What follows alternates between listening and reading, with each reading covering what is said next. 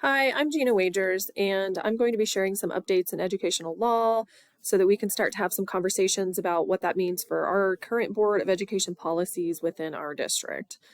So to start with, the main goal of this piece of the presentation is going to be to understand constitutional laws, understand religious expression in schools, understand the benefits of clear policies regarding religion in schools so that we can then determine any needs for our current district policies and have some conversations about what that might look like moving forward into the future. So the first thing we need to understand is some of the constitutional laws that guide the way that we can have staff and students expressing religious belief in schools. And a lot of that is determined by Section 8524A of the Elementary and Secondary Education Act of 1965. And basically that states that districts, schools are required to certify in writing that there are no policies that would prevent or otherwise deny individuals an opportunity to participate in prayer in public schools because that is a constitutionally protected right.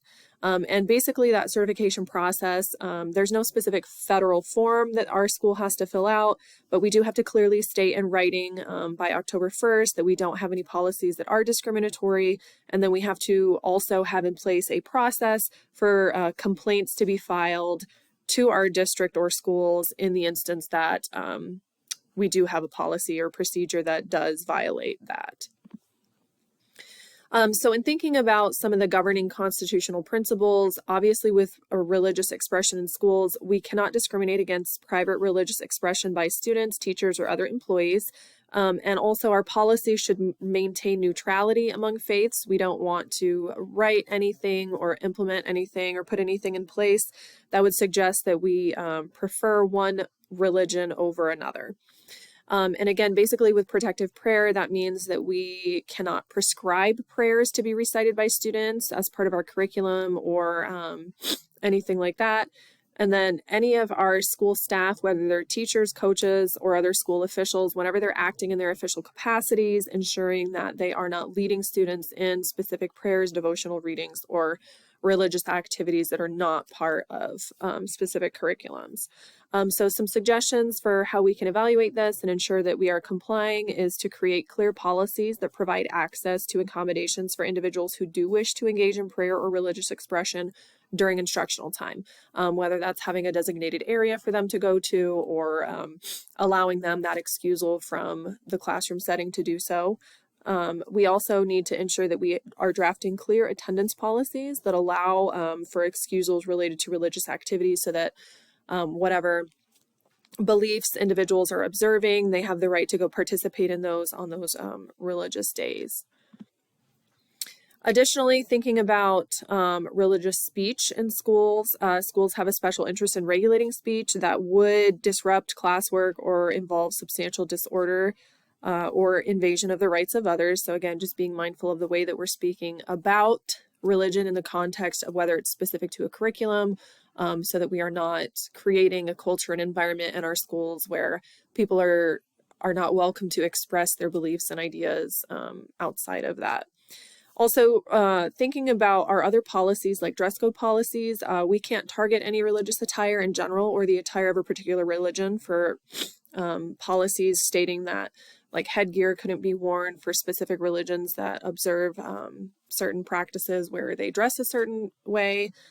So we need to be mindful of those things as well. So some suggestions for how we can make sure that we're complying with these things is issuing appropriate neutral disclaimers of our approval of non-curricular groups and events. As building leaders, we don't want to discriminate against any student group or club that wants to be formed. We want to support all of them. We also need to make sure that we have clear policies that give those religious clubs or groups the same access to school facilities for their meetings as we would for other non-curricular groups. I think we can also take that a step further and then make sure with our dress code policies that we do have clear policies that make accommodations for any religious needs, that we are not targeting or not informed about the diverse needs of our students. And just some background information here as far as enforcement of some of these policies and procedures. If for whatever reason we are not in compliance, we might have to enter into a compliance agreement. We might have a cease and desist order issued. And then that could also impact some of the funding that we would be able to receive. So thinking about religious expression in schools, how do we create these policies and procedures while also operating within the separation between church and state? So I think we need to make sure we're understanding the Establishment Clause and the Free Exercise Clause, because both of these, while they are meant to establish the rights of individuals to express and participate in those beliefs, we also have to maintain that neutrality within our schools. So we need to be careful about the policies we're writing and the ways that we're implementing those things. Understanding the difference between the endorsement of specific religions or practices and what we do as past practice, so that we're not sending a message that people who don't adhere or don't believe the same things or don't agree with our policies are somehow outsiders or not members of our community. Because again, we want to build that culture and climate within all of our schools in the district that everybody, this is an inclusive place where everyone does have the right to freely express their beliefs. And then again, being aware just of how those laws and things are being written as cases come up, even outside of our state, that there may be situations where individuals have more religious liberty protections under federal statutes or state constitutions or state statutes. So just being aware of our local policies and the way that we're putting those in place so that we are ensuring people have those rights. And then benefits of clear policies regarding religion in schools. This has a positive impact on diversity and inclusion for us. It helps us to promote tolerance and understanding. It builds that community and that inclusive school climate and culture that we want. It encourages our students and families to be involved and participate in schools. It also supports the creation of inclusive policies and practices as we develop those things. It helps us develop the skills needed to navigate differences like critical thinking and questioning. And it can also support our curriculums by providing historical and cultural perspective on religion in schools. It helps us preserve individual freedoms, and it ensures enrollment and funding for our schools. So some things that we need to consider for our current policies is remaining informed of and being responsive to changes within U.S. regulations and our landscape, thinking of things like war, economic depression, climate crisis, changing immigration patterns. All of these things can influence the diversity of our communities, and just being aware of what our community is made up of and what their needs are.